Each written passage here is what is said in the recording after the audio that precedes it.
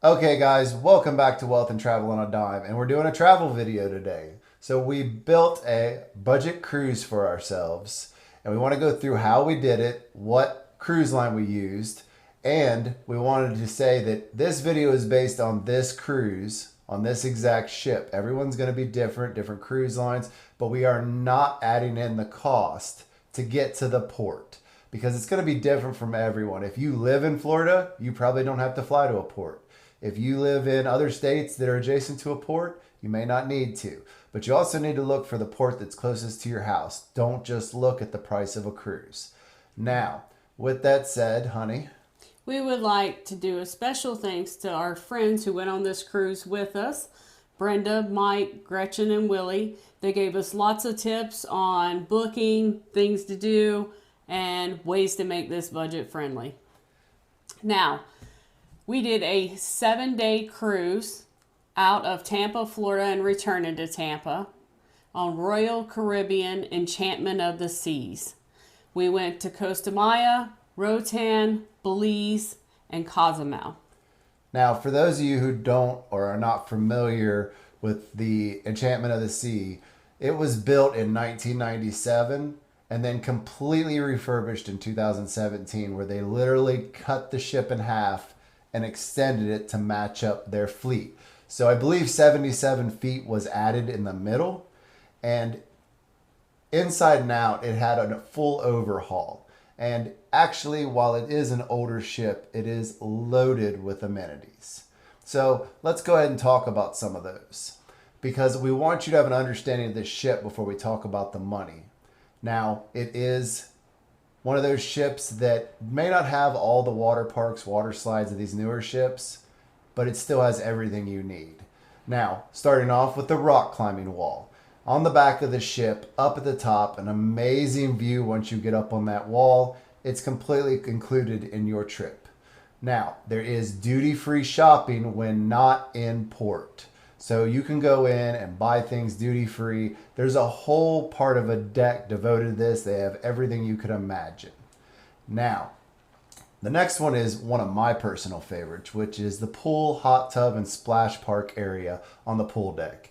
Now, there's multiple pools, multiple hot tubs. Seems like there's always something going on there, whether it's competitions, whether it's just laying out the pool, whether it's Caribbean music. It's one of our favorite places to hang out, especially at sea days, but generally any day I can be found laid out there just resting and relaxing. We work hard during the rest of the year, so these vacations, we're more about just chilling and enjoying life. Now, there is so much to do around that pool area, a lot of places to lay out, and the kids have the splash park they can play in. So, plenty of fun things to do. And the solarium where adults can hang out. But they also have a great kids club on board. As I understand, it's really nice. The kids can go up there and hang out, and maybe the adults can get some extra time. They'll have a casino on board, which we did not hang out in because the house always wins. A fitness center, a very nice one up on one of the top decks, and they have a track that goes all the way around the top. We hung out on the track during the day and at night. Yep, very beautiful place. Now, if you're into spending a little more money, you can always hit up their spa, and you can also hit up the photo gallery. We were not really interested in either one. I think you can see by all the shots in this video, we had plenty of camera gear with us to take any pictures and stuff that we wanted.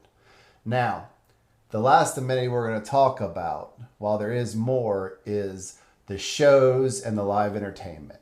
All right, this is what this ship is kind of known for. They actually do have smaller venues than you'd get on bigger ships, but they have more of them, in my opinion, that actually are entertaining you. So there could be anything going on from any point in time to a movie playing in the theater during the day, live music at any one of the bars and lounges throughout the ship, throughout the night. We did the silent disco. Everybody had an absolute ball with that one, switching back and forth between two channels of music, and you just watch people dancing in completely different ways. One headphone glowing green, one headphone glowing blue, and everybody's just having a wild time.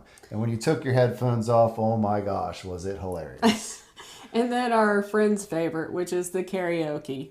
And of course, Willie and Brenda participated. Yep, toured up. And they also had a karaoke competition throughout the entire time we were on board with multiple nights leading up to the finale, the final night. We had two different stand up comedian shows. We had multiple guests come on board to do singing events and choreography stuff. And then the in house crew that did multiple shows that were choreographed, musically inclined, and it was absolutely awesome. And I gotta say, one of my favorites was chilling out at the piano bar, just listening to him play. So as you can see, no shortage of entertainment at all on this ship. Let's talk about my favorite part, the food. Now, the food on board is broke up in many different ways, kind of to make sure that if one thing's not going or one thing's loaded, you can go somewhere else. Now, I want to start off by saying we didn't mess with the Park Cafe too much because we're kind of buffet people, I'll be honest with you. And everybody we were with were pretty much buffet people. But we did make it to the My Fair Lady dining room on the last night. And they had pretty decent food. It was not overly packed like we thought it was going to be. And we got our food in a pretty timely manner, to be honest with you. And everything was pretty good. Now, you also have Chops Grill, which is a pay per. And you also have room service, which is just, you got to have a built-in gratuity to it to have it delivered. But it is actually free in most cases.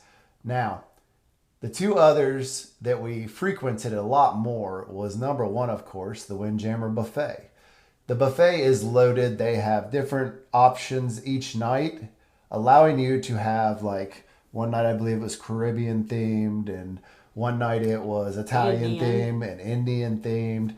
But you also had your staples, your hamburgers, your hot dogs, your standard things, potatoes of all kinds of different kinds, and a dessert bar that would make your mind just blow. Every morning you could go in and have eggs, you could have all the basics, toast, cereals, anything you could possibly want is in there. And now, the late night favorite is the Cafe in the Solarium. There you can go in and get sandwiches, pizzas, pizza by the slice. We were kind of gluttons, so we would just go in and they'd say, it's going to take 5 minutes, and we'd just order a whole pizza and take it back to the room with us. It's a nice way to end the night. You grab some food, you go to your room, and you just chill out. Honestly, the food was above all of our standards or thoughts or expectations on the cruise. And I cannot say enough how on point all of the people on the ship that were working were trying to keep everything loaded and taken care of. And anything you asked for or wanted, don't be afraid to ask. Because, like, we had some friends that were vegan on the ship. If they asked for the desserts, they would pop them out from coolers underneath the dessert tray for specialized just for them. So if you have an allergy or you have a different method of eating or maybe you need gluten-free, talk to the crew. They will help you. And the beverages that was included, was very nice selection, really. We got coffee, lemonade, fruit punch. There was a mango punch one day. Tea, coffee. Tea. There's multiple things. Obviously, you get milk if you want it. And they had fully loaded, dressings for your coffee. It wasn't like you have sugar or you have cream, because they'd have 2 or 3 different kinds of creamer there, multiple options for sweeteners, including honey, and everything you could possibly need. Many times, my wife and Gretchen were mixing up iced coffees on their own, making them. So really a great option. Now, they do have a coffee station, like a Starbucks station on there, but that's an extra cost. So we just made our own. But I think we need to get away from the food, because me and her needed to get away from the food because we ate. Now, next, let's talk about how we turn this into a budget cruise, because I think that is probably the most important thing, because I can promise you, you can go look to book a regular cruise, and if you just play it out the way that the website wants you to play it out, you're going to spend a lot of money. And when you hear people talk about all this money they spend on a cruise, it doesn't have to be like that. So we're just going to touch on a few things that we learned and did in this to make this cheaper. So number one is book an older ship. The newest best ships they're going to be able to get the most money for. All right? They're literally squeezing more people on a bigger boat in order to make more money. So these smaller ships, you actually do better. I believe that ship holds like at full occupancy 2,200 people, which is approximately half of what these big ships can squeeze in. So less people on an older ship is a plus. It was a big plus for us because we could get loungers around the pool at any time. You didn't feel crowded on this ship. It was very nice. Really, the older ships are not that bad. They are, if you like to actually relax, they're definitely a plus, and they're definitely much cheaper. Now, another option is to book off season. And what we mean by that is basically if kids are in school, and don't do it on spring breaks, don't do it on the times your kids are off, do it when the kids are in school. Especially if you're a couple that's kids are already grown and you're trying to go. Really, that's the best time. Now, it was pretty funny. I believe Mike was the one telling us about this, is that he asked one of the guys down at the cabana, when's, on excursion, when's your busiest time? And they said, when it's cold at your house. So keep that in mind. That kind of stuck with me. I felt like, okay, I know when to plan this because when it's cold here, that's when it's the best time to go because that's when it's the busiest for them. Now, make sure you book early too. The earlier you can book, whenever the dates become available, usually it's a lot cheaper. It honestly is. They tell you about last minute stuff, and if you live by a port, then yes, last minute stuff is what you should be looking for. But if you have to travel there in any way, shape, or form, book early as possible. Now, the next one, people are going to argue this one, and it really depends on what kind of person you are. To be honest, I was back and forth on this the whole time. And what I learned, especially from Gretchen and Willie talking to us, is not to buy the drink package as far as the alcohol package. Now, if you're a person like our friend Mike doesn't really drink coffee that much. His morning coffee, his caffeine is like a Mountain Dew Zero. So he got the soda package, which is what he needed because it's basically his coffee for the day. We did not get the alcohol package, and we didn't know if we were going to end up, doing better. The alcohol package, honey, was how much for two people? It was approximately $120 a day. Sometimes you can get a little bit more expensive, sometimes it's a little bit cheaper, but on average, $120 a day. Per couple. Per couple. So it's basically $60 a person. Now, most people will say, well, if a beer is like $7 or $8 and a drink is like 9 or 10, then that, if they're having 6 or 8 drinks a day, but that's not usually how it happens, to be honest with you. I mean, if you're planning on drinking from morning till night, okay. But I think as we explain the numbers, you're going to see the difference and you're going to be like, no, that's not worth it. Because it really did not end up being that kind of thing. And you have to know that if Tony wanted a drink package, I had to also buy a drink package. We couldn't, both people in the cabin has to buy it. Yes. So on top of that, and this is where I figured out the math both ways, you have to pay 18% gratuity on those drinks. Now, when we filed for this cruise, we got in at the old rate, which was what? 16% gratuity. 16%. So we locked that in by booking before the price changed, but now it's 18%. So not only are you paying $120 per day, but you're paying 18% of that in gratuity as well. So that's important to remember as the numbers add up. So you're paying 18% above that. You're doing that for 7 days.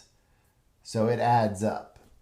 Now, on that same thing of not getting the drink package, Mishy already told you most of the stuff that you get for free to drink. They have a coffee bar package to where you can go to like their Starbucks or in-house thing and get punched like I think it's 20 drinks.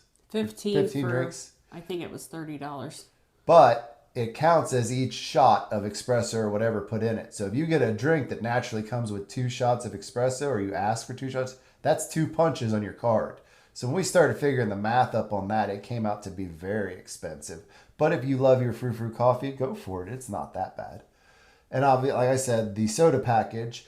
And then they have another upper tier package on the alcohol, but it is absolutely insane.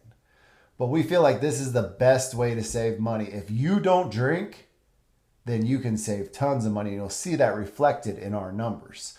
Now, limited excursions is the next one I want to talk about. And when I say that, I mean, you don't have to have an excursion every port day. You can literally walk off the boat, and there's usually a place to go swimming there or very close. You can go in and just get a cab somewhere. You can go in and just hang out at the port and walk around and just check out the area. There's so many things to do in these ports, so many things to check out. If you like to shop, they have that. If you'd like to go have a tasting, a lot of the store owners will have tastings of like chocolate tequila and other things, and some of them are actually free. So there's a lot of things to do in port. You do not have to include a excursion. You really don't. Now, there's some excursions that are extremely cheap and some that are extremely expensive. But once again, if you bought the drink package we talked about before, this is why I'm going to excursions, is you're not on the boat to drink. So you're wasting that day worth of drinks. You're not there drinking them. That's another reason why the drink package is not worthwhile if you plan to do any excursions, because you're paying for that day whether you're there drinking or not. All right, so the excursions also, you have to think to yourself, is the value worth it? Because you can have two excursions on the same trip at two different ports, and this one can be $500, this one can be $200. So make sure you're paying attention that if I want to go snorkeling over here, it's $500 for the two of us. You may find that when you get to a different port, you can do the exact same thing for much less. So look into your excursions quite closely. But if you feel like you just want to, go to the ports and enjoy it, you really don't need to have excursions. You can save a lot of money doing this. I will say, don't be so quick to book your excursions as soon as you book your cruise, because there was maybe 15 excursions listed whenever we booked our cruise, and as it got closer and closer, they added more and more and more excursions on there. So make sure that you take the time to really let them add those And before you book. They do fill up though. So if you have an absolute must do, and you I really want to do this, go ahead and book it. Book it up front. Get it done, because they do fill up. It is true. Now, to circle back one more time, some excursions have open bar. So if you don't buy a drink, but you have two excursions with open bars throughout your trip, you're already going to go do the excursion anyway. So the open bar added into it, make it 2 days you don't need your drink package. So once again, this is one of the ways we did it. Now, the next one is probably for the foodies going to be a deal breaker, and that is to only eat in the free locations. For us, going to the buffet, going to My Fair Lady dining room, and then the cafe and the solarium was all we were interested in. And we stayed stuffed the whole time. We never got flavor fatigue from eating just one kind of food. They constantly had great options. We could go in and eat anytime we wanted. We saw no point in going to pay for steak or something when I can go get steak off the buffet. Right. You know what I mean? There's no point in it for us. Some people who are really, really, really all about the food could go in there and really enjoy the evening. But for us, it just wasn't worthwhile, and it didn't cost us any extra. So all the food was still all you can eat, but we didn't have to pay anything extra to those restaurants. Now, going forward, once again, this is a deal breaker because some people have serious claustrophobia issues. Just to be able to see daylight makes them feel better, especially on a ship. But for us, an interior stateroom was where we saved probably the most money on this cruise, if we're being honest. Allowing them to pick where your room's going to be and just get an interior stateroom is the base way to do it when you're filling out your... It's absolutely the cheapest. Yes, there is nothing cheaper than that. Now, you do have some issues where if you might get your room too close to, say, where they're doing the nighttime disco stuff, where they're doing the DJ late at night. For us, we were kind of closer to a pump room or the engine maybe. I'm not sure. Something was making a humming sound all night. And it sounded just like our fan at home that put us to sleep. It literally rocked us to sleep. It didn't bother Some us at people all. may be bothered by that. But you also have to understand that there's rooms that have windows, there's rooms that have beautiful balconies that you go out and sit on, but they are much more expensive, honestly. So if you're trying to go as budget as possible, an interior stateroom for us on this ship was not an issue at all. We had a very small bathroom, very small shower, very small everything. But you know what? It was perfectly comfortable. We were completely happy. But then again, we're moving in a tiny house. So let's keep going now. So we chose not to buy an internet package. One of the reasons we chose not to buy an internet package is because almost all of the ports you can get off the ship and go and get internet. Yeah, Wi-Fi cafes, Wi-Fi, go in and, sit down and have a local beer for a few dollars and hook on their Wi-Fi and you can sit there all day. They don't care. So really, I think that the Wi-Fi package is so expensive that unless you have a business you got to check on every day, you don't need it. You have the app that pretty much tells you everything going on the ship that you can use. And then you can kind of get to the thing where you go on excursions. Most of these excursions have internet. So if you really wanted to do some stuff, do it on those days or do it on your port days and go from there. And it's probably important to say that if you download the app before you get on there and you're going with other people like we did, you can hook on to the ship's Wi-Fi and your app will still work and you can text your other group members in the app. Yep. So you still have a way to communicate with other people on the ship. Yeah, so if you were there with your family and the kids could get the app on their phones and you guys could talk back and forth on the ship. But there's plenty of opportunities that if you want to get off at port or if you have a certain plan from your provider, you can actually come to these places. Now, it's not going to work when you're out in the middle of the water, but like Mike on his T-Mobile plan had service when he got into some of the Mexico ports. And it was free for him, but you do want to check because you don't want to get data roaming charges. Now, the last one, I'm not going to spend a lot of time on, but it was the photo package. And we just couldn't find any value in that for us. They do a good job. The prices aren't insanely unreasonable, but it just wasn't cell for phones us. And stuff these days with as good a cameras as it is, there's no need for a photo package for I'm us. sure everybody's wanting the nitty gritty, and this is what everybody's been waiting for, and that's the actual cost of this trip breakdown, piece by piece by piece. So why don't you start off with the cruise and tell them how much every single thing cost. Okay, so for the cruise itself, we paid $1,554. That included the tax and port fees. That's for two of us. For both of us. One room. The gratuity, as Tony said, we got in at the 16% instead of the 18%. So we had to pay $248 gratuity up front. Yep. For our excursions, we paid $241. That was for 2 excursions with an open bar. And that was for both of us together. Yep. Our alcohol on board that we bought separate from that was $206. And then our total for the entire cruise was $2,249. Now, when you take that number, you can say that it cost about $11.25 per person sharing a cabin. All right, so just over $1,000. Now, it would have easily been under $1,000 if we didn't drink at all and didn't do excursions. But what I want to point out to you is we spent $206 on alcohol, and then the excursions were $241. One of them actually came with a buffet lunch as well. So $441 is what we spent on alcohol and excursions. So we got 2 days, a full-on open bar at a beach. One had a lunch, and then our drinks in the evenings that we bought piecemeal.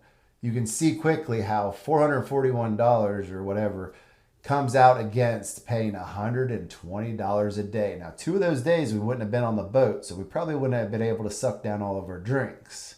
And the first day, you're really only on it for, you get on it like 2 or 3 o'clock, and you've got to drink all them drinks. So it quickly adds up. It may be better for some people. It may be other people don't drink and they can save all that money by choosing cheaper excursions that don't have included alcohol even. You could get that cost way down. And on average, I think we had 2 drinks apiece each night. 2 to 3. I was drinking a lot of beer. She was drinking a lot of frou-frou drinks. So it kind of also depends on what you're drinking as well. But they don't skimp. Trust me, those drinks are plenty loaded up with her frou-frou drinks. Had plenty of alcohol in them. All in all, I think we did pretty good though. But we are always looking for better ideals and more ideals on how to do this cheaper. We are just learning. So please put any tips or tricks that you have in the comments below because I'm going to be reading them all. And as our summer starts to break in here, we'll be making more videos on other ways we're going to be traveling. If you haven't checked out our older videos, we did 4 weeks last year for like $1,600. So go check that video out. And we've got plenty more to show you how to build up your wealth and enjoy these budget cruises, budget vacations, and other things to ensure your future is not only fun, but financially ready for your future. Now, with that said, if you haven't already, go down, hit subscribe, hit the notification bell so you see all of our upcoming videos. Make sure you leave us a like. And honey, We'll see you guys in the next one. now you ready to start planning the next one? Yes.